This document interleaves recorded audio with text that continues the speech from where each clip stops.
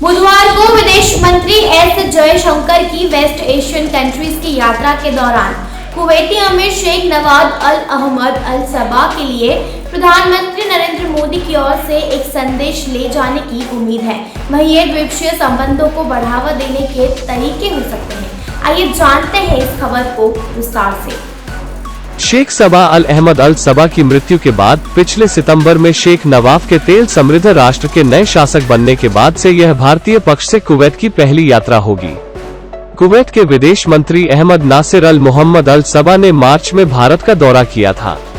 जयशंकर की आधिकारिक यात्रा दोनों देशों के अधिकारियों के बीच पहले से मजबूत और ठोस द्विपक्षीय संबंधों को मजबूत करने और उन्हें बेहतर स्तरों की ओर धकेलने के निरंतर प्रयासों का हिस्सा है, एक व्यक्ति ने नाम न छापने की शर्त पर कहा।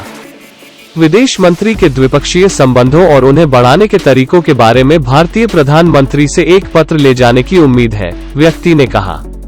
मार्च के मध्य में विदेश मंत्री अहमद नासिर की भारत यात्रा के दौरान दोनों पक्षों ने विदेश मंत्रियों की अध्यक्षता में एक संयुक्त आयोग की स्थापना की घोषणा की।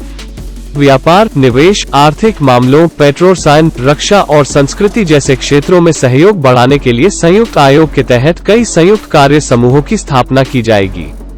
भारत में कोरोना वायरस संक्रमण की दूसरी लहर आने के बाद से दोनों विदेश मंत्रियों ने थोड़े समय के भीतर कई फोन कॉल का आदान प्रदान किया, जिसके दौरान कुवैती मंत्री ने इन कठिन समय में भारत के साथ खड़े होने और राहत सामग्री प्रदान करने के लिए अपने देश की प्रतिबद्धता को दोहराया। विशेष रूप से ऑक्सीजन, ऊपर उद्धृत व्यक्ति ने कहा। जयशंकर ने जहाजों के माध्यम से राहत सामग्री और चिकित्सा ऑक्सीजन प्रदान करके कुवैत द्वारा दिए गए समर्थन के लिए भारत की सराहना व्यक्त की है, जो अभी भी जारी है।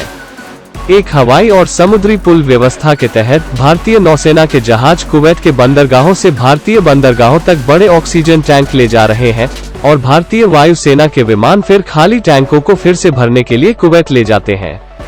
इस वर्ष की शुरुआत में बनाए गए संयुक्त आयोग का उद्देश्य ऊर्जा से लेकर रक्षा तक के क्षेत्रों में द्विपक्षीय संबंधों को संस्थागत बनाना और भविष्य के सहयोग के लिए एक रूपरेखा तैयार करना था।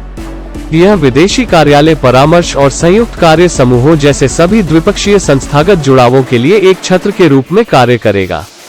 हाइड्रोकार्बन, जनशक्ति और गतिशीलता और स्वास्थ्य सेवा पर मौजूदा कार्य समूहों के अलावा व्यापार और निवेश, रक्षा और सुरक्षा और समुद्री सहयोग पर नए समूह बनाए जाएंगे। देखने के लिए धन्यवाद।